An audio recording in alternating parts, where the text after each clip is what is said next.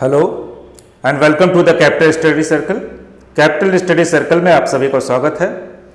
तो जैसा कि हम अपनी जो लेक्चर सीरीज चल रही है, टेस्ट सीरीज चल रही है, जिसमें हम प्रैक्टिस करते हैं लगातार कुछ क्वेश्चंस का, आज तो जो कि इम्पॉर्टेंट है यूपी टीजीटी, पीजीटी और UPHSC, net, JRF, political science या सिविक्स जो कहते हैं उसके लिए।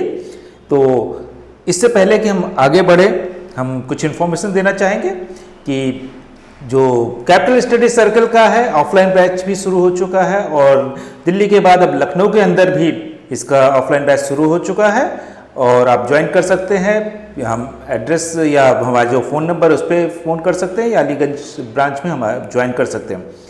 तो इससे पहले कि हम प्रैक्टिस से शुरू करें, पिछले जो हमने क्वेश्चंस किए थे उसका रिवीजन बहुत ज़रूरी है। तो कुछ एक क्विक रिवीजन 2 मिनट के अंदर हम रिकॉल करते हैं जो हमने कल पढ़ा था उसको, और आगे हम पढ़ेंगे। तो क्वेश्चन हम आगे देखते हैं कि पहला क्वेश्चन हमारा क्या है, लेकिन उससे पहले हम पहले क्वेश्चन को डील करें।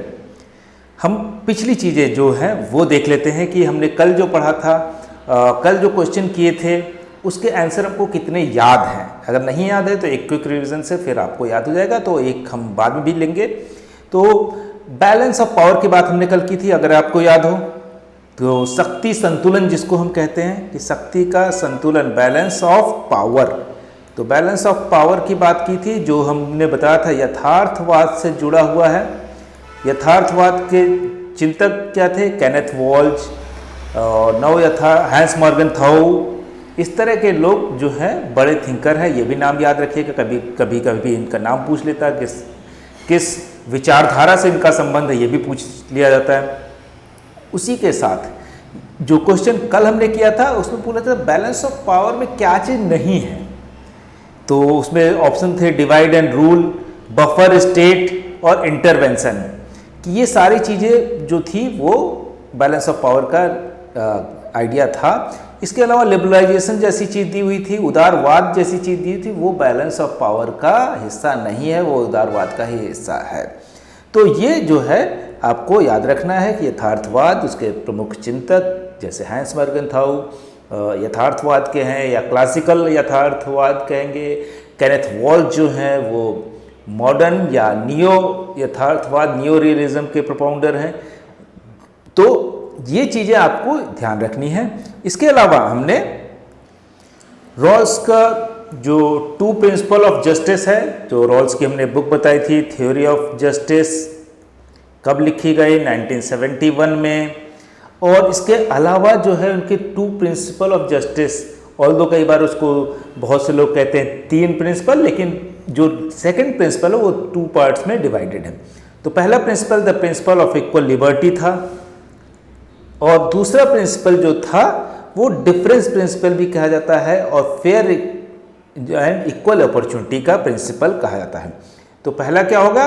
इक्वल लिबर्टी, कि सभी को समानता के रूप में फ्रीडम हो, स्वतंत्रता हो। और दूसरा जो है डिफरेंस प्रिंसिपल, कि डिफरेंस प्रिंसिपल में 2 जो था, एक डिफरेंस है, दूसरा इक्वल अपॉर्चुनिटी, जिसमें उनका आइडिया था कि अगर कोई चीज़ ऐसी है, जब कभी डिसीजन लेना हो कि कौन सी पॉलिसी सही है, तो सबसे जो गरीब आदमी को इफ़ेक्ट कर रही हो, अगर मान लीजिए 50-50% बढ़ जाए कि 50% लोगों को ये फ़ायदा देगी, 50% लोगों को ये पॉलिसी फ़ायदा देगी, या हो सकता है कि 40% लोगों को ये फ़ायदा देगी और 60% लोगों को ये फ़ायदा। लेकिन इसमें देखना क्या है, ये 40% लोग अगर गरीब हैं तो इनके फेवर में जो पॉलिसी बनेगी वो सही पॉलिसी होगी, क्योंकि वो अपना आइडिया खुद नहीं दे सकते, वो उनका से गवर्नमेंट में या पॉलिसी मेकिंग में बहुत कम होता है। तो बेसिक आइडिया आप ले लीजिए गरीब के कल्याण के लिए जो पॉलिसी। इसके अलावा दूसरा जो बताया था कि इक्वल अपॉर्चुनिटी की, हमने आपको एग्जांपल भी बताया था कि अगर स्कूल अलग अलग होंगे, हेल्थ सिस्टम अलग अलग होगा, या सड़कें खराब होंगी, रहने को घर नहीं होगा, बिजली नहीं होगी, उसको भी आप सेम एग्ज़ाम में देने के लिए कहते हैं। जो एग्ज़ाम आप बहुत अच्छे स्कूल में पढ़े हुए लोग देते हैं, या बहुत अच्छी हेल्थ फैसिलिटीज़, या बहुत अच्छे घर में रह रहे हैं, उनको असिस्ट करने के लिए नौकर चाकर भी है, तो अपने आप में ये इनजस्टिस हो जा रहा है कि बोले कि एग्ज़ाम का पैटर्न आपने एक रखा है एग्ज़ाम एक जैसा ले रहे हैं लेकिन फैसिलिटीज़ अलग अलग दे रहे हैं, और वो उस बच्चे को दे रहे हैं जिसका अभी उसने अपना कुछ बनाया नहीं कि अपना, ये कह सकते हैं कि वो खुद कामचोर था या नहीं कुछ करना चाहता था, उसके माँ बाप की वजह से उसको नहीं मिल पा रही वो चीज़ें। हो सकता है उसके माँ बाप उतना काम नहीं कर पा रहे या काम नहीं मिल रहा, दोनों चीज़ें होती हैं, तो जिसकी वजह से बच्चे पे जो असर होगा, अब कंपटीशन एक जैसा नहीं होना चाहिए। तो रॉल्स बहुत ही बड़े चिंतक माने जाते हैं और आखिरी चिंतक भी कई बार माने जाते हैं। रॉबर्ट नॉजिक जो है उनको क्रिटिसाइज भी करते हैं, ये भी याद रखिएगा। इसके अलावा हमने बात की थी पॉलिटिकल कल्चर की, राजनीतिक संस्कृति की, जिसमें गैब्रियल एलमंट की बात की थी और सिडनी वर्बा, दो उनकी बुक थी द सिविक कल्चर, ये याद रखिएगा, द सिविक कल्चर जो 1963 में लिखी गई थी। इसमें ये बताते हैं, तमाम सारे अध्ययन के बाद ये बताते हैं कि किस तरह से 3 भागों में पूरी जो पॉलिटिकल राजनीतिक संस्कृति होती है वो बटी होती है। तो आपको हमने बताया भी था, पहला क्या था, पार्टिसिपेंट, सहभागिता की सहभागिता होगी। दूसरा क्या था आपको, सब्जेक्ट कल्चर, जिसमें जनता की तरह रहेंगे जी। और तीसरा पैरोकियल। तो अगर हम देखें कि भारत में ये तीनों कल्चर एक साथ विद्यमान है, और अगर बाहर के देशों में देखें, स्वीडन में, डेनमार्क में और यूएस में, तो पार्टिसिपेंट होता है कि वहाँ पे हर एक मुद्दे पे लोगों की सहमति लेना जरूरी होता है, या फिर लोगों का अपनी एक राय होती है कि हमने गवर्नमेंट चुन ली है तो वो गवर्नमेंट सब कुछ अच्छा नहीं करेगी। ऐसा नहीं है कि हमने अगर गवर्नमेंट को, किसी गवर्नमेंट को वोट दिया तो सब कुछ अच्छा नहीं करेगी, वो अपना पार्टिसिपेशन दिखाते कि नहीं, यहाँ पे हमको नहीं चाहिए ये चीज़, तो उसमें अलग से रेफरेंडम होता है उसी बातों के लिए, अलग से प्लेबिसाइट कहते हैं वो भी होता है, जनमत संग्रह भी अलग से कराना पड़ता है कई बार गवर्नमेंट्स को। तो वो पार्टिसिपेंट टाइप की होती है। सब्जेक्ट जहाँ पे मान लिया था जनता ने एक गवर्नमेंट चुन ली, अब गवर्नमेंट जो कर रही है वो सब कुछ सही मान लेगी, उसको नहीं मतलब है कि हम फिर से उसको क्रिटिकली एनालाइज करें या तार्किक रूप से देखें कि क्या ये हमारे फायदे के लिए है या नुकसान के लिए। गवर्नमेंट ने जो बना दिया हम उसमें अपना फायदा ढूंढ लेंगे, या नहीं भी हो रहा है तो कोई बड़ी बात नहीं। पैरोकियल, जिसमें कुछ पता ही नहीं होता कौन, कई बार जो मोनार्की है, राजा चुन लिए गए कि कौन है राजा, उससे हमको मतलब नहीं, हम अपना काम कर रहे हैं, अपनी खेती बाड़ी कर रहे हैं, अपना बिजनेस कर रहे हैं, अपनी इतना आ रहा है, उससे हमको फ़र्क नहीं पड़ा पॉलिटिक्स में क्या पॉलिसी बन रही है। तो ये पैरोकियल, इसीलिए मैंने बोला भारत में एक ही साथ ये तीनों चीज़ें, कुछ लोग बहुत सेंसिटिव होते हैं, हर एक चीज़ को क्रिटिकली एनालाइज करते हैं, और कुछ लोग उतना नहीं सेंसिटिव होते हैं। तो इसलिए अगर हम देखें तो तीनों कल्चर एक साथ भारत में है, लेकिन अलग अलग कहने के लिए वो जो डेवलपिंग अंडर।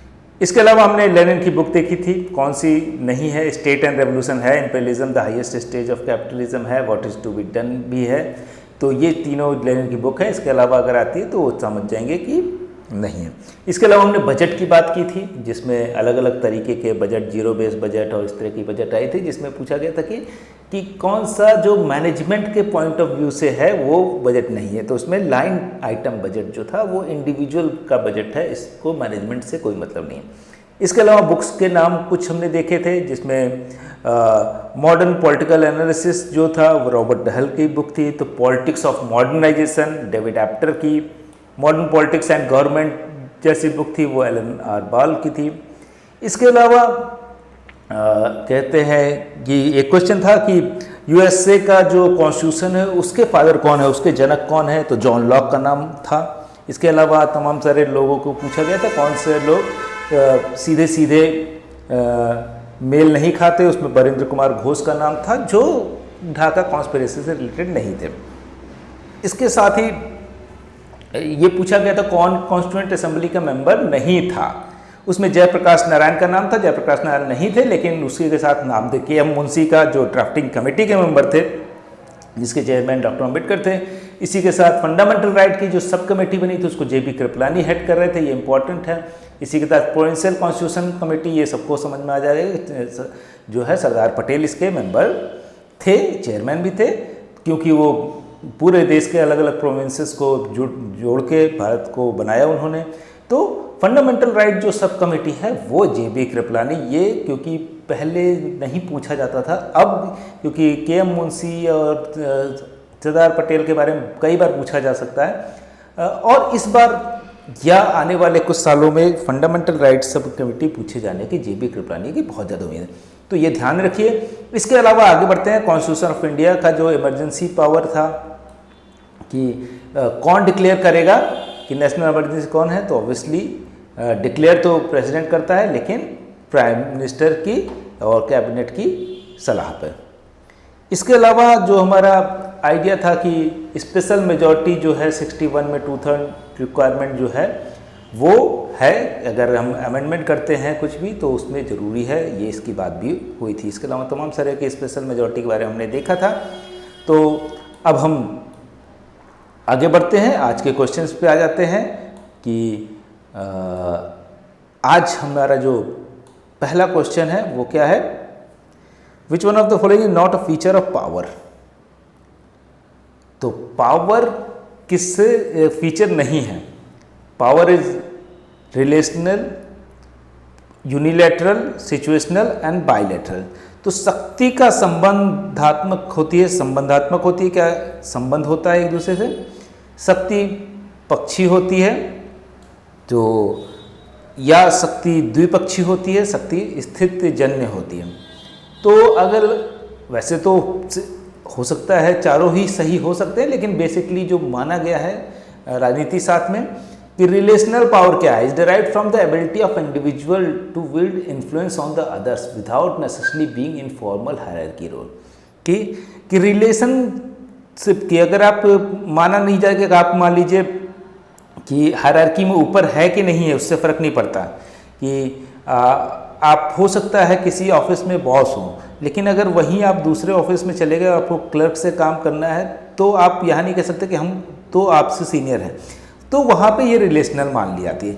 या इसी तरह से अगर हम देखें कि यूएन के अंदर हो या दूसरी जगह पे हो, तो वहाँ पे रिलेशनल है। यूनिलैटरल पावर ये मिलिट्री पावर हो गई कि अगर कोई मिलिट्री मजबूत है, अभी यूएस है और यूएसए के सामने नेपाल है, तो वो कौन, या अभी आज के समय श्रीलंका और चाइना के कॉन्सेप्ट में, तो यूनिलैटरल पावर, चाइना जो है संबंधित नहीं है श्रीलंका से। चाइना जो भी बोलेगा श्रीलंका को करना पड़ता है क्योंकि उसकी मिलिट्री पावर। इसी तरह से बायलैटरल पावर को अगर हम देखें तो यूएसए और चाइना, एक तरफ चाइना हो गया, दूसरी तरफ यूएसए हो गया, दोनों के पास अपनी अपनी पावर है, लेकिन दोनों शक्ति संतुलन बनाए रखते हैं। तो ये जो है, तो इसका ऑप्शन सही क्या होगा, पावर इज सिचुएशनल। ये गलत है, सिचुएशनल नहीं है कि आज है कल नहीं है, ऐसा नहीं है। अब हम अगला क्वेश्चन देख लेते हैं। तो ये बहुत अच्छा क्वेश्चन है, थ्योरेटिकल है। पॉपुलर सॉवरेनिटी, या जिसको हम कहते हैं कि लौकिक संप्रभुता का समर्थक नहीं है, कि जिसमें लोगों से संप्रभुता मिलके बनी हो, उसका समर्थक नहीं है। तो पॉपुलर सॉवरेनिटी किसका टर्म है, सबसे पहले कौन देता है? कि अगर हम देखें तो सबसे पहले पॉपुलर सॉवरेनिटी जो है वो एक तरह से लेवियाथन में है। 1651 जो हॉब्स हैं वो देते हैं। इसके बाद सॉवरेनिटी को टर्म डिफाइन कौन करता है, वो करते हैं बोदा। बोदिन लिखते हैं, बोदा पढ़ते हैं, तो बोदा सबसे पहले सॉवरेनिटी को डिफाइन करते हैं। लेकिन इसी के साथ पॉपुलर सॉवरेनिटी कौन नहीं, यहाँ पे है कि कौन सपोर्टर नहीं है।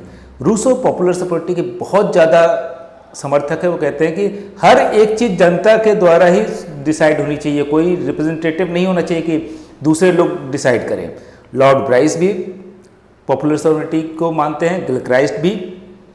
तो और अगर हम देखें तो सिर्फ कौन बचा, जॉन ऑस्टिन।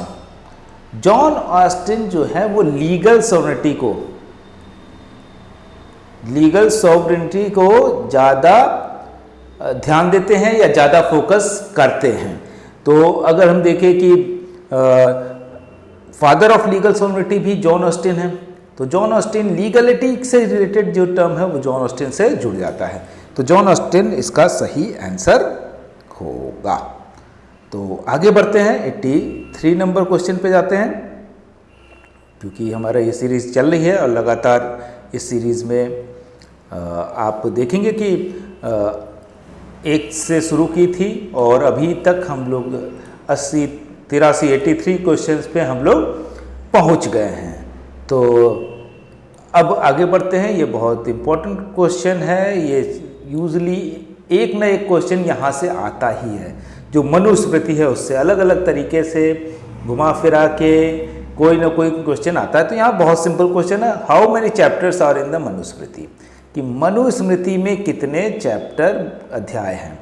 तो हम सब जानते हैं इसमें 12 चैप्टर हैं, सोचना नहीं है कि 12 चैप्टर हैं, और टोटल अगर हम स्टैंजा देखें, जो पैराग्राफ जिसमें 2694 स्टैंजा हैं, और जिसमें मनुस्मृति हम जानते हैं कि इसमें आश्रम के बारे में कि 4 वर्ण में बांटा है, 4 आश्रम में भी लाइफ को 4 आश्रम जो है उसमें बांटा है, वर्णा में भी 4 वर्ण बांटे हैं। तो ये सारी चीज़ें मनुस्मृति में हैं। मनुस्मृति को ध्यान से पढ़िए, मनुस्मृति से कोई ना क्वेश्चन घुमा फिरा के आएगा ही, मतलब किसी भी एग्जाम में हो वो मनुस्मृति से एक क्वेश्चन आएगा। अब हम अगला क्वेश्चन देख लेते हैं, 84 नंबर, जो कि बहुत ही ट्रिकी क्वेश्चन है, बहुत इजी क्वेश्चन है, लेकिन आपको ध्यान में रखना चाहिए। Who wrote the book thought on Pakistan. अब ये जो आइडिया है कि थॉट ऑन पाकिस्तान किसका हो सकता है, तो बहुत से लोग जल्दीबाजी में हो सकता है कि महात्मा गांधी लगा दे, जिन्ना लगा दे, मोहम्मद इकबाल लगा दे, और BR अम्बेडकर तो जो जानते होंगे वही लगाएंगे, क्योंकि जिन्ना जैसे थॉट पाकिस्तान पे आता है तो लोगों को लगे जिन्ना हो सकते हैं या मोहम्मद इकबाल होंगे, और जो ज़्यादा लीगली सोचेंगे कि पाकिस्तान पे अपना ओपिनियन तो महात्मा गांधी ने भी दिया था, तो लेकिन BR अम्बेडकर इसका सही जवाब है, क्योंकि उन्होंने जो बुक लिखी थी वो 1947 में ही लिखी थी कि किस तरह से पाकिस्तान का जो आइडिया है वो गलत है, पाकिस्तान का आइडिया होने से कोई आपको सीधे सीधे कोई बेनिफिट नहीं मिलता है। तो पाकिस्तान के, क्योंकि उस समय बहुत ज़्यादा पाकिस्तान को लेके बात चली थी, तो इन्होंने भी एक अपनी बुक लिखी थी। तो ये बहुत इम्पोर्टेंट है। आगे बढ़ते हैं, क्योंकि the meeting of council of minister in state is presided by. अब देखिए क्वेश्चन बहुत सिंपल है लेकिन ट्रिकी है, तो अगर इन क्वेश्चंस को आप 100% कर लेते हैं तो आपका सिलेक्शन कोई नहीं रोक सकता। तो राज्य के मंत्रिमंडल की बैठक की अध्यक्षता करता है। अब यहाँ एग्जाम्पल देखिए, राज्यपाल, राष्ट्रपति, प्रधानमंत्री, मुख्यमंत्री, the governor, the president, the prime minister, the chief minister. अब अगर आप ध्यान नहीं देंगे, थोड़ा सा रटा हुआ होगा, तो कई बार राज्यपाल लोग लगा देते हैं। इसके अलावा जो है वो काउंसिल ऑफ मिनिस्टर की बात हो रही है, तो अगर आपने ध्यान नहीं दिया कि यहाँ पे स्टेट लिखा है तो प्राइम मिनिस्टर भी लगा देंगे। तो स्टेट में कौन करेगा, वो चीफ मिनिस्टर। ऑब्वियसली स्टेट के काउंसिल ऑफ मिनिस्टर जो है उसकी मीटिंग को चीफ मिनिस्टर करेगा। हाँ, चीफ मिनिस्टर जरूर राज्यपाल को अवगत कराएगा मीटिंग्स में क्या हुआ, कौन सा डिसीजन लिया गया है। तो आगे बढ़ते हैं, अगले क्वेश्चन पे जाते हैं, 86 नंबर क्वेश्चन पे। और 86 नंबर क्वेश्चन ये भी बहुत सिंपल क्वेश्चन है, बस आपको याद रखने के लिए ज़रूरी है। The system of public interest litigation, जिसको हम PIL कहते हैं, पब्लिक इंटरेस्ट लिटिगेशन, जनहित याचिका। अगर आप लोग आजकल न्यूज़पेपर पढ़ रहे हो तो उसमें आप देख सकते हैं कि जनहित याचिका अभी जो बिल्किस बानो केस जो चल रहा है, न्यूज़ में रोज आ रहा है, तो बिल्किस बानो केस में जो है कुछ लोग पहुंचे हैं जनहित याचिका लेके, जिसमें महुआ मित्रा भी हैं और दूसरे लोग भी। तो वो जो है PIL के थ्रू ही, कि वो बिल्किस बानो केस उनका अपना तो है केस नहीं, तो बिल्किस बानो को जाना चाहिए, लेकिन उनकी जगह पे दूसरे लोग भी चले गए हैं, जो उनके जो रेपिस्ट थे, जो बलात्कारी थे, उनको आज़ाद कर दिया गया है उनकी सज़ा पूरी होने से पहले ही। तो उसके अगेंस्ट में ये बोला गया है कि ये जनता से जुड़ा मुद्दा है, कि इस तरह से जो बलात्कारी हैं उनको अगर हम पहले छोड़ देंगे तो वो गलत है समाज के लिए। तो अब ये जो है आइडिया है कि PIL जो है वो कहाँ से आया, पूछ रहा है कि ये कॉन्स्टिट्यूशनल अमेंडमेंट के थ्रू बनाया गया, जुडिशियल इनिशिएटिव के थ्रू, पॉलिटिकल पार्टीज़ के थ्रू, पार्लियामेंट एक्ट के थ्रू। तो ये बेसिकली जुडिशियल इनिशिएटिव था। अगर हम देखें कि न्यायिक पहल द्वारा, इसमें कौन कौन जुड़े हुए थे, सुप्रीम कोर्ट जो था उसने अपना रोल निभाया, और 1980s में जो है इस पर काफ़ी डिबेट भी हुई कि क्या सुप्रीम कोर्ट को डायरेक्टली इंटरवीन करना चाहिए। Justice VR. Krishna Iyer and justice PN. Bhagwati. PN. Bhagwati का नाम जो है वो बहुत लिया जाता है, तो पी.एन. भगवती, और अगर इनका नाम नहीं है तो वी.आर. कृष्णा अय्यर भी आएंगे। इन्होंने जो है 70s 80s में एक डिबेट चली और अंत में इन्होंने कहा कि नहीं, पब्लिक इंटरेस्ट लिटिगेशन होना चाहिए, जैसे दूसरे देशों में होता है कि जहाँ पे अगर ये लार्जर समाज का मुद्दा है या जिसमें समाज के ऊपर कोई असर पड़ना है, तो वो डायरेक्टली कोई भी दूसरा व्यक्ति भी उसको केस को डाल सकता है। लेकिन अगर समाज से उसका कोई डायरेक्टली असर नहीं हो रहा है तो PIL जो है वो एंटरटेन नहीं करता है, इसलिए उसकी मेरिट भी देखी जाती है। ऐसा नहीं कि कोई भी कुछ भी डाल दे, लेकिन ये जरूर होता है कि अगर ऐसा है कि वो व्यक्ति, मान लीजिए तमाम सारे लोग ड्रग एडिक्ट हो गए हैं और सरकार उसके लिए कोई पॉलिसी नहीं बना रही है, तो हम डाल सकते हैं। मैं ड्रग एडिक्ट नहीं हूँ या मेरे घर का कोई ड्रग एडिक्ट नहीं है, लेकिन हमको PIL डालना है क्योंकि सरकार इस पर कुछ पॉलिसी बनाए कि एक समाज का एक खास वर्ग जो है, यूथ, वो बर्बाद हो रहा है। तो इस तरह की तमाम सारी चीज़ें हो सकती हैं।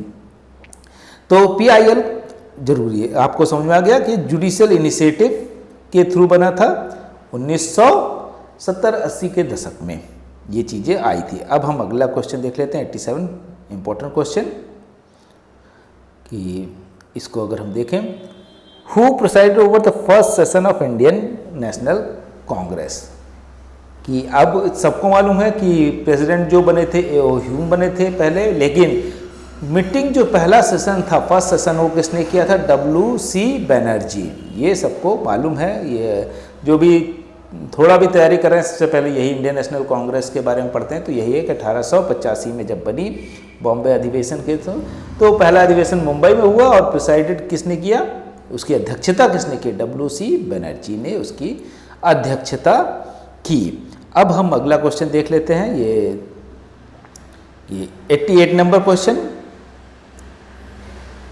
According to census the least densely populated district in Uttarakhand, जैसा हमने आपको बताया है कि ये उत्तराखंड जो असिस्टेंट प्रोफेसर का पेपर है, तो इसको ही हम अब सॉल्व कर रहे हैं। तो ये उत्तराखंड से रिलेटेड जो लोग हैं उनके उत्तराखंड के लिए तो ज़रूरी है, और लेकिन उसी के साथ जो है बाकी लोगों के लिए उतना ज़रूरी नहीं है।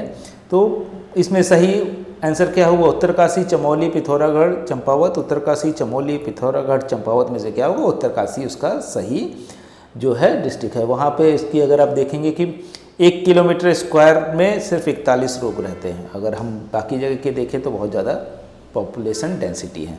आगे बढ़ते हैं, 87 के बाद हम आते हैं 88 नंबर क्वेश्चन में, कि 88 तो हो गया, 89 क्वेश्चन में आते हैं। 89 नंबर क्वेश्चन है, which of the following is not characteristics of Indian constitution. भारतीय संविधान की विशेषता नहीं है निम्नलिखित में से कौन है? कि पार्लियामेंट्री गवर्नमेंट है, क्या हमारी संस्थात्मक शासन व्यवस्था है, फंडामेंटल राइट्स हैं क्या हमारे संविधान में, क्या हमारा रिटन कॉन्स्टिट्यूशन है, मौलिक अधिकार हैं, लिखित संविधान है, बताइए। दोहरी नागरिकता है, कौन सा हो सकता है? आप खुद भी जज कीजिए अपने आप को, आपको मालूम है कि नहीं। तो संसदीय शासन व्यवस्था है, सभी को मालूम है, हमारे यहाँ लोकसभा है, राज्यसभा है और राष्ट्रपति हैं, ये तीनों मिलकर संसद बनते हैं। मौलिक अधिकार भी है हमारे पास, जो फंडामेंटल राइट है।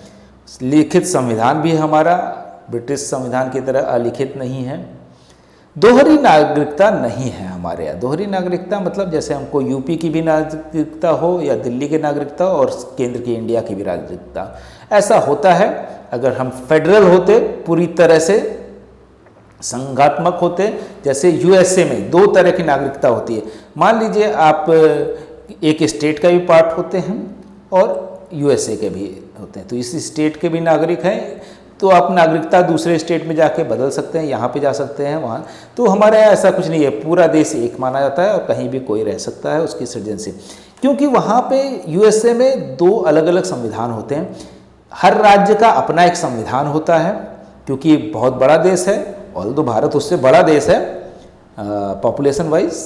और तो फेडरल इसीलिए भारत को क्वासी फेडरल कहा जाता है कि अर्ध संघात्मक कहा जाता है कि संघात्मक होने के लिए हर राज्य का अपना एक संविधान होना चाहिए कि जहां माना ही जाता है कि एक संविधान पूरे देश के लिए एक जैसा काम नहीं कर सकता, क्योंकि जो चीज़ यूपी में सही हो सकता सिक्किम में गलत हो, जो कश्मीर में सही हो सकता केरला में वो गलत हो।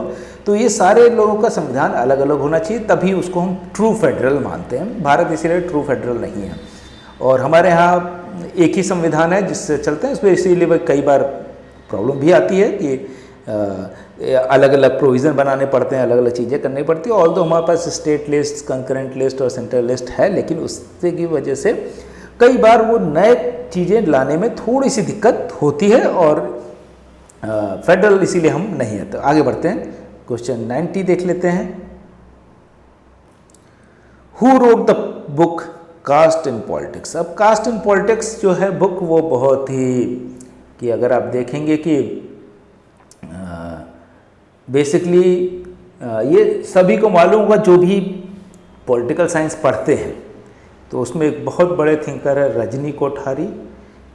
रजनी कोठारी के बारे में इसमें जैसे नाम दिया हुआ है, तो हम इस तरह से नाम नहीं पढ़ रहे हैं, लेकिन कि रजनी कोठारी ने कास्ट इन इंडिया के ऊपर, जो इंडियन पॉलिटिक्स में है कास्ट, उसको जो बहुत अच्छे से डिस्क्राइब किया। रजनी कोठारी भारत के बहुत बड़े चिंतक हैं और इन्होंने एक टर्म दिया है जो कांग्रेस सिस्टम, क्योंकि जब ये कांग्रेस थी तो लगातार एक छत्र राज था कांग्रेस का और सब कुछ कांग्रेस ही डिसाइड करती थी कि कहाँ पे क्या होगा, तो उसको उन्होंने कांग्रेस सिस्टम किया। अगर हम आज कंपेयर करें तो एक तरह से बीजेपी सिस्टम हो गया, जिस तरह से बीजेपी अगर चीज़ें कर रही कि हर जगह स्टेट में गवर्नमेंट बना रही है, इस तरह की चीज़ें, तो इस तरह कांग्रेस सिस्टम भी एक समय में रहा है जहां कांग्रेस ही सब कुछ डिसाइड करती थी, कौन जज होगा, क्या होगा, कौन गवर्नर, कहाँ पे कैसे होगा, हर एक चीज़ माइक्रो मैनेज करती थी। तो इसके अलावा कास्ट के ऊपर, तो कास्ट पॉलिटिक्स जब शुरू होती है 80s के बाद, तो उसमें उन्होंने देखा कि ये क्यों शुरू हो रही। तो यूजुअली जो मीडिया के लोग होते हैं जब बाहर से देखते हैं सुपरफिशियल तरीके से, जो सतही तरीके से जानकारी रखते हैं, तो उसको जातिवादी पॉलिटिक्स कहते हैं। लेकिन जब उन्होंने सैद्धांतिक रूप पे बहुत रिसर्च किया, लोगों से मिले, बात किया, हजारों लाखों लोगों का जो फीडबैक लिया, उसके बाद, क्योंकि इनका एक संस्था भी है CSDS और उस बड़े पैमाने पे उससे काम होता है, बहुत अच्छा काम होता है, अभी भी है, और उस पर अगर आप देखेंगे कभी आप न्यूज़ देखते तो उससे आप उसमें CSDS के रिप्रेजेंटेटिव संजय जी आते रहते हैं। तो रजनी कोठारी ने कास्ट इन पॉलिटिक्स, तो उस कास्ट के जो पॉलिटिक्स शुरू हुई उसको कास्ट असर्सन कहा। असर्सन का मतलब अब जो लोअर कास्ट है, अभी तक तो कांग्रेस सिस्टम था कि कांग्रेस जहां बोलती थी लोअर कास्ट उसको वोट कर देता था और कांग्रेस जिसको चाहे उसको खड़ा कर देती। अब उन्होंने क्या किया कि नहीं, अगर हम वोट दे रहे हैं तो हमारा रिप्रेजेंटेटिव होगा या हमारी पार्टी होगी, हम जो सोच रहे हैं जैसा वैसा होगा। तो ये कास्ट असर्सन किया और उसको पॉजिटिव तरीके से देखा कि ऐसा नहीं है कि कोई खास पार्टी भी हो वो दूसरे को वोट ले जाए, जब तक उसके हक की बात नहीं किया जाएगा। तो कास्ट ने यह असर्सन करना शुरू कर दिया, उसके अंदर पॉलिटिकल राजनीतिक चेतना आई और पहली बार जो है इस तरह की बात इंडियन पॉलिटिक्स के कॉन्टेक्स्ट में रजनी कोठारी करते हैं। तो आगे बढ़ते हैं, इसको हटा लेते हैं, 91 में जाते हैं क्वेश्चन नंबर, कि हमारा ये भी जो है बहुत सिंपल क्वेश्चन है कि इसको आप, तो 91 नंबर क्वेश्चन जो है उसमें अभी हमने थोड़ी देर पहले एक क्वेश्चन देखा था कि जो कैबिनेट की मीटिंग है, जो काउंसिल ऑफ मिनिस्टर्स की मीटिंग है, कौन प्रिसाइड करता है, उसी से रिलेटेड ऑलमोस्ट वैसा ही क्वेश्चन है कि स्टेट कैबिनेट जो है अकाउंटेबल किसके प्रति होती है। अब पहली बात तो कैबिनेट के अलावा जुड़ गया है राज्य, तो राज्य जो है वो कैबिनेट अकाउंटेबल, तो इसमें प्रेसिडेंट के प्रति नहीं होगी, ये तो क्लियर हो गया। विधान परिषद जो है हर जगह होती नहीं है, कि कुछ ही राज्यों में, 6 राज्यों में है, तो ये भी नहीं होगा। अब विधानसभा और गवर्नर बचे, तो कैबिनेट जो होती है वो विधानसभा। इसी तरह से अगर सेंटर की कैबिनेट है वो किसके लिए होगी, लोकसभा के लिए, तो लोकसभा के प्रति उत्तरदायी होती है, लोकसभा में उसको जवाब देना होता है। और ऑब्वियसली बाद में उसकी एक रिपोर्ट जो होती है वो गवर्नर के पास जाती है। तो राज्य मंत्रिपरिषद अपने कार्यों के लिए उत्तरदायी है, किसके लिए, राज्यपाल के प्रति नहीं है, राष्ट्रपति के प्रति भी नहीं है, विधानसभा के प्रति है और विधान परिषद के प्रति नहीं है। तो सही आंसर सभी को पता चल गया, विधानसभा के प्रति, विधानसभा के प्रति है। अब हटा देते हैं ये, आगे बढ़ते हैं क्वेश्चन नंबर 92 पे। और 92 का who preside over the joint session of Indian parliament. अब यहाँ पे एक क्वेश्चन बहुत अच्छा आ गया है कि ज्वाइंट सेशन जो होता है वो जो है कौन प्रिसाइड करता है। कि अगर हम देखें तो ये क्वेश्चन जो है ये बहुत बार पूछा जाता है एक्चुअली। तो ये क्वेश्चन डायरेक्टली आ सकता है या इससे रिलेटेड थोड़ा सा आगे बढ़ने पे हो सकता है कि पूछा जाए। तो जो लोग यूपीएससी की तैयारी करते हैं उनके लिए तो बहुत इम्पोर्टेंट है, उन्होंने पढ़ा भी होगा कि कौन करता है, प्राइम मिनिस्टर करता है, प्रेसिडेंट करता है, vice president, speaker of Lok Sabha. तो पहले तो ज्वाइंट सेशन किस आर्टिकल के तहत मनाया जाता है ये भी मालूम होना चाहिए, आर्टिकल 108 कि अगर किसी मुद्दे पे सहमति नहीं बन रही है तो प्रेसिडेंट जो है वो ज्वाइंट सेशन का कॉल दे सकता है 108 के तहत। अब प्रिसाइड कौन करता है, उसकी अध्यक्षता कौन करता है, प्रधानमंत्री, उपराष्ट्रपति, राष्ट्रपति, लोकसभा अध्यक्ष। तो लोकसभा अध्यक्ष उसकी अध्यक्षता करता है। इन केस अगर लोकसभा अध्यक्ष ना हो तो डिप्टी स्पीकर जो है वो करेगा, और इन केस वो भी नहीं है, डिप्टी उपाध्यक्ष भी नहीं है, तो राज्यसभा का जो उपाध्यक्ष होगा वो करेगा।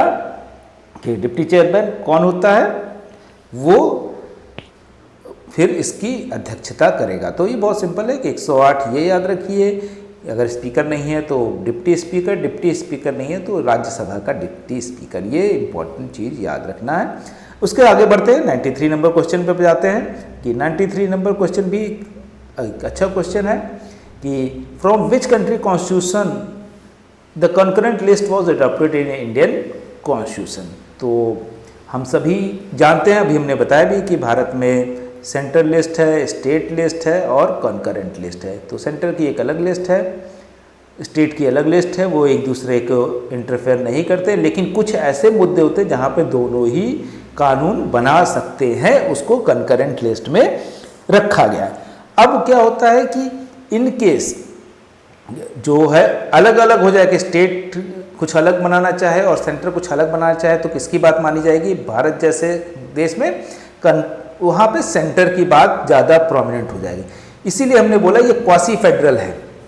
यूएसए को जो है फेडरल है, वहाँ पे किसकी मानी जाएगी कि राज्य और केंद्र में अगर टकराव हो जाए तो किसकी बात मानी जाएगी, राज्य की बात मानी जाएगी। क्योंकि बोले कि राज्य ज़्यादा रिप्रेजेंटेटिव है अपने लोगों का, क्योंकि वहाँ के लोग वहाँ की चीज़ों को जानते हुए वहाँ के गवर्नमेंट को उन्होंने चुना है, तो वो ज़्यादा उनके बारे में सोच पाएगी, ना कि केंद्र उनके बारे में ज़्यादा सोच पाएगा।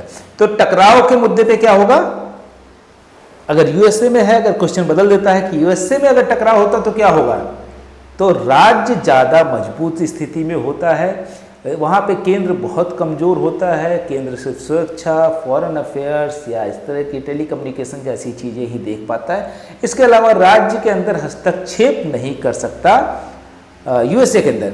हमारे यहाँ कर सकता है, यहाँ तक कि हमारे यहाँ गवर्नमेंट भी गिरा सकता है, वहाँ पे ऐसी चीज़ें नहीं हो सकती, इसलिए उसको ट्रू फेडरल। और तो ये कहाँ से लिया गया, अब असली क्वेश्चन आ गया, ऑस्ट्रेलिया से, आयरलैंड से, यूएसए से, ब्रिटेन से। तो बहुत से लोग सोचते हैं कि आयरलैंड से लिया गया होगा, लेकिन ऐसा नहीं है कि हमने जो कंकरेंट लिस्ट ली है वो कॉन्स्टिट्यूशन ऑफ ऑस्ट्रेलिया, ऑस्ट्रेलिया के संविधान से हमने कंकरेंट लिस्ट ली है।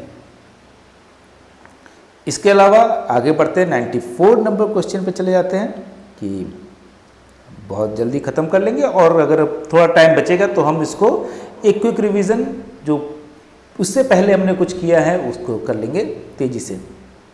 तो 94 नंबर क्वेश्चन जो है, पंचायती राज सिस्टम इज बेस्ड ऑन, ये बहुत सिंपल क्वेश्चन है। अगर आप देखेंगे कि पंचायती राज सिस्टम जो है वो किस पे बेस्ड है, कि सेंट्रलाइजेशन ऑफ पावर की केंद्रीकरण, रूरल डेवलपमेंट पे, cooperation of administration, decentralisation of power, शक्ति के केंद्रीकरण पे, ग्रामीण विकास पे, प्रशासन के सहयोग पर, सत्ता के विकेंद्रीकरण।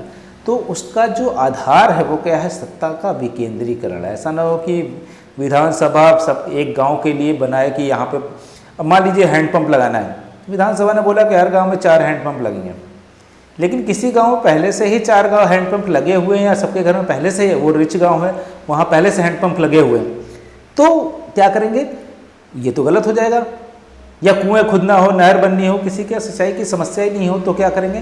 तो इसलिए गांव के लेवल पे प्रधान के पास ये शक्ति होनी चाहिए कि भाई कि अगर हमारे पास हैंडपंप की जरूरत नहीं है तो आप हमको इसकी जगह पे नहर की व्यवस्था करवा दीजिए, या हमारी सड़क बनवा दीजिए, या खड़ंजा लगवा दीजिए। इस तरह की चीज़ें कर सकते हो। उनके पास अगर पावर रहेगी तो उनको गांव के लोग, विधानसभा में विधायक को या मुख्यमंत्री को गांव का आदमी नहीं बोल सकता कि हमारी सड़क टूट गई इसको बनवाइए, लेकिन प्रधान को बोल सकता है। तो ये डिसेंट्रलाइजेशन जो है वो बहुत ज़रूरी था और पंचायती राज सिस्टम में ये किया गया। आगे हम बढ़ते हैं 95 नंबर क्वेश्चन में।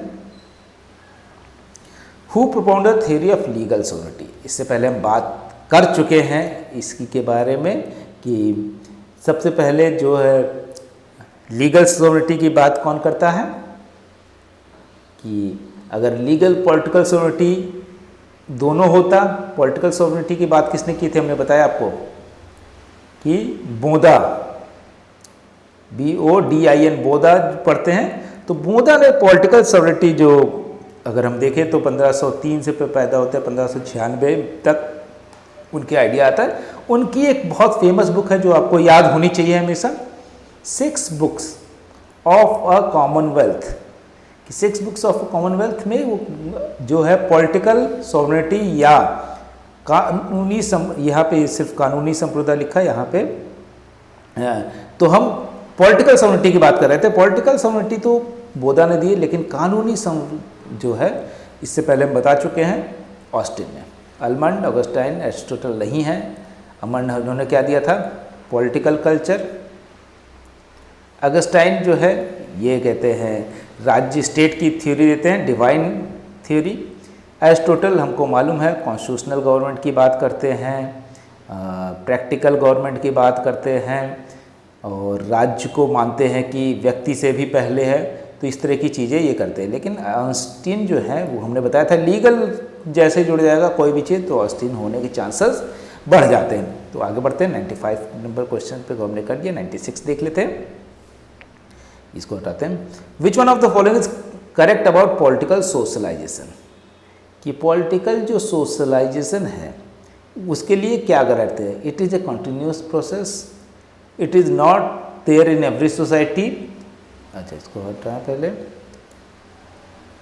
ठीक है। तो it is an old concept all over the, कि इसमें आप देखेंगे कि जो राजनीतिक समाजीकरण के संबंध में लेकर कौन सा सही है। ये एक निरंतर प्रक्रिया है। यह प्रक्रिया प्रत्येक समाज में नहीं होती है, लेकिन यह प्राचीन धारणा है, उपयुक्त सदी। तो यह प्रक्रिया प्रत्येक समाज में होती है, इसलिए यह गलत हो जाएगा। यह प्राचीन अवधारणा नहीं है। आज के समय में भी जो सामाजिक राजनीतिक समाजीकरण की हम धीरे धीरे राजनीति को समझ रहे हैं, या राजनीति में क्या हो रहा है अपने अधिकारों को समझ रहे हैं, अपने अधिकारों के लिए नहीं। तो जैसा हमने बताया कि रंजी कोठारी जिस तरह से कहते हैं कि कांग्रेस सिस्टम था कि कांग्रेस जो कर रही है वो सही कर रही है क्योंकि उसने देश को आज़ादी दिलाई। उसी तरह से आज के समय अगर हम देखें कि अगर कोई गवर्नमेंट है उसको हम कहते हैं कि जो भी कर रही है वो सही कर रही है। तो ये पॉलिटिकल समाजीकरण अभी नहीं हो पाया उस देश का। जहाँ पे अपनी ही सरकार का क्रिटिसिज्म न कर पाए तो वहाँ समाजीकरण, लेकिन ये लगातार प्रोसेस चलता रहता है और एक दूसरे समाज में सरकारें बदलती हैं। तो ये जो चीज़ें हैं राजनीतिक समाजीकरण का हिस्सा है कि निरंतर प्रक्रिया है, it is a continuous process. आगे बढ़ते हैं, इसको हटाते हैं। 97 में हम ख़त्म करने की ओर हैं, बस थोड़ी देर और हम एक बार छोटा सा रिवीजन भी करेंगे, थोड़ा सा हमारे पास टाइम बच जाएगा। कि विच one of the following thinkers has strongly support the women franchise. मतलब किस विचारक ने महिला मताधिकार का प्रबल समर्थन किया है? Aristotle, Lenin, Jeremy Bentham, J S Mill. तो अरस्तु ये सिटीजनशिप ही नहीं देते थे, ये नागरिकता नहीं देते हैं महिलाओं को, न स्लेव को, न दास को, न ही वृद्ध पुरुषों को। तो ये जो है किसी भी कीमत पे नहीं हो सकते। लेनिन, यहाँ पे भी अगर देखें सर्वहारा वर्ग की तानाशाही की बात हो रही है, जहाँ पे बहुत ज़्यादा डेमोक्रेसी नहीं है। अलग से जो है सभी महिलाओं को नहीं, जो पार्टी के मेंबर वो तो वोट देंगी, उनका डेमोक्रेसी का कॉन्सेप्ट अलग है। जर्मी बेंथम यूटिलिटेरियन प्रिंसिपल पे बात करते हैं, उपयोगितावाद की बात करते हैं। ये कहते हैं कि मताधिकार की जरूरत ही नहीं, जो ज़्यादा लोगों के सुख की बात हो वो काम कीजिए। जे एस मिल रेवोल्यूशनरी थे, जिन्होंने कह सकते हैं कि पहली बार महिलाओं को अधिकार की बात की। और इनकी एक कहानी भी है कि इनका एक अफेयर हो जाता है एक महिला से। वो महिला बहुत इंटेलेक्चुअल होती है और वो शादीशुदा होती है, लेकिन फिर भी इनके साथ रहती है। बाद में जब उनके हस्बैंड मर जाते हैं तो इनसे शादी भी कर लेती हैं। और एक समय में ये बहुत कम उम्र में ही जर्मी बेंथम और इनके पिताजी जेम्स मिल जो हैं, ये इनको इतना पढ़ाते थे कि 6 साल में ये प्लेटो और तमाम सारे दार्शनिक को पढ़ लेते थे। और 18-20 साल की उम्र में इनको पूरी इकोनॉमिक्स और सब कुछ आता था। तो उसके बाद 18 साल 20 साल की उम्र में डिप्रेशन में चले गए। तो उसके बाद उस महिला से उनका संबंध बनता है। वो बहुत ही बुद्धिमान और उसके ऊपर इनके ऊपर उनके विचारों का बहुत प्रभाव पड़ा। और उस समय महिलाएं लिखती नहीं थी यूरोप में भी, और महिलाओं के पास उतने अधिकार नहीं थे, इसलिए बेचारी वो नहीं लिख सकी होंगी। और इन्होंने उस ये आइडिया को लिखा। तो जे एस मिल ने पहली बार यूनिवर्सल एडल्ट फ्रेंचाइज की बात की, जिसमें यूनिवर्सल एडल्ट फ्रेंचाइज के अगेंस्ट में थे, लेकिन महिलाओं को वोट देने। अब इसमें है कि किसको वोट देने का अधिकार नहीं मानते थे। बोले जिसके पास प्रॉपर्टी ना हो, जो टैक्स नहीं पे करता हो, जो पढ़ा लिखा ना हो, या जो बैंकरप्ट हो गए, उनको बिल्कुल भी वोट देने का अधिकार नहीं होना चाहिए। तो यूनिवर्सल एडल्ट फ्रेंचाइज के भी अगेंस्ट में थे, लेकिन महिलाओं को ये देते हैं। जे एस मिल पहली बार कि महिलाएं भी सोच सकती हैं, क्योंकि महिला के संगति में रहते हैं तो वहाँ से वो सीखते हैं और उसको उनको पता चलता है कि महिलाएं भी उतनी ही समझदार हो सकती हैं जितने पुरुष हैं।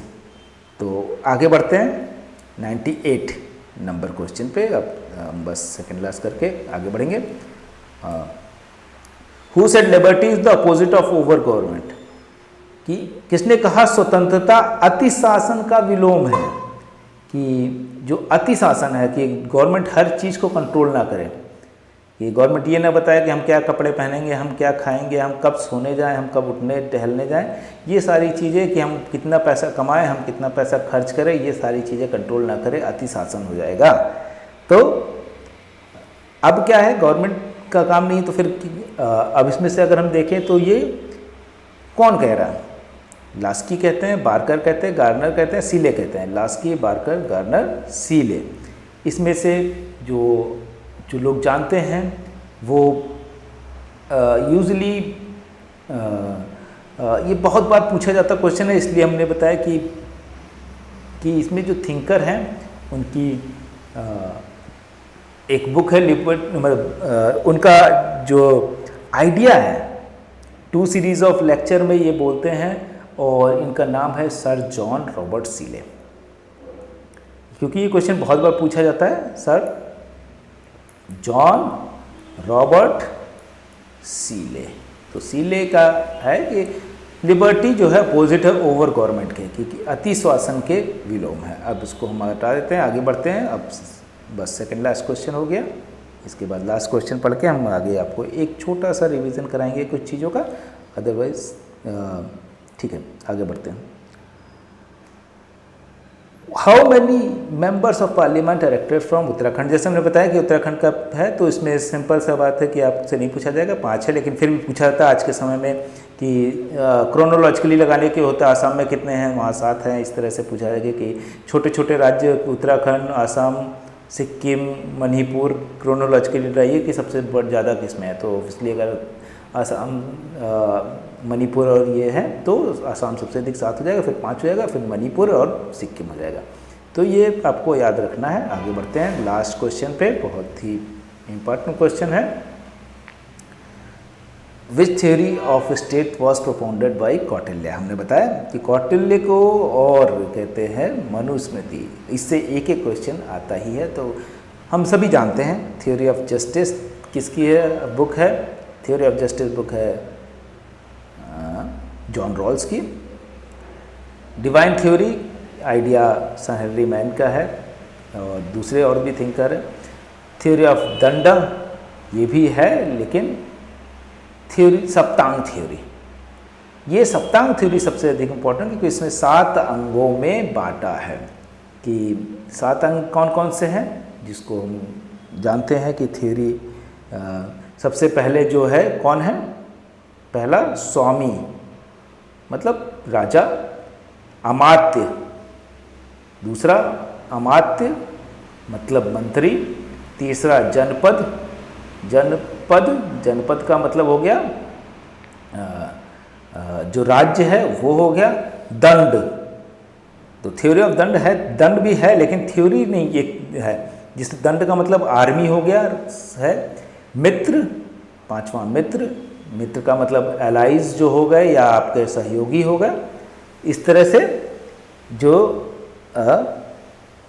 7 पार्ट बनाए गए हैं, किसने बनाए, कौटिल्य ने। अब हम आगे बढ़ते हैं, ये हमारा जो फ़ोन नंबर है, अगर आपको कोई भी ज़रूरत हो, क्वेरी हो या किसी चीज़ को समझ में ना आ रहा हो तो आप हमसे पूछ सकते हैं। और इसके साथ ही साथ हम एक क्विक रिवीजन 1 मिनट का करते हैं, उसके बाद हम आपको बताते हैं कि ये सारी डिटेल भी आपको बता देंगे, आप देख सकते हैं खुद भी, हम आपको बताते हैं।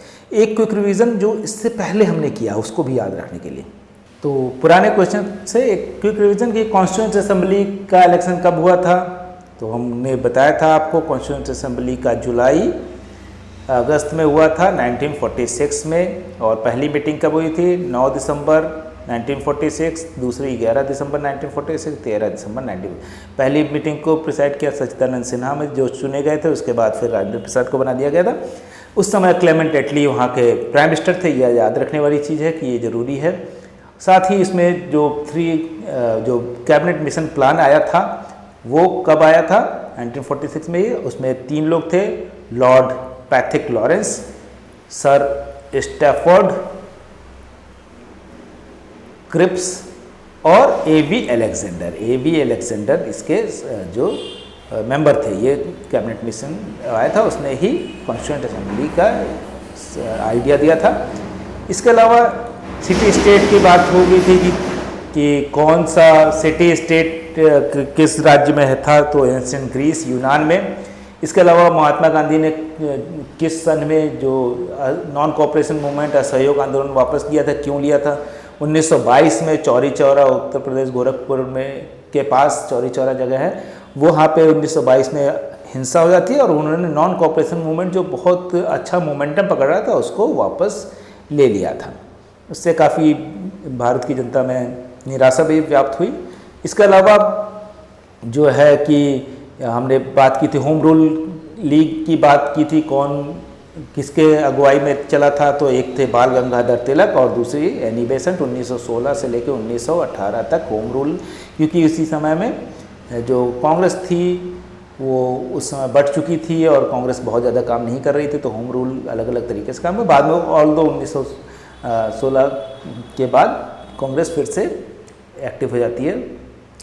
इसके अलावा जो होम रूल का आइडिया क्या था कि वो ब्रिटिश और ऑस्ट्रेलिया और कनाडा की तरह डोमिनियन स्टेटस मांग रहे थे।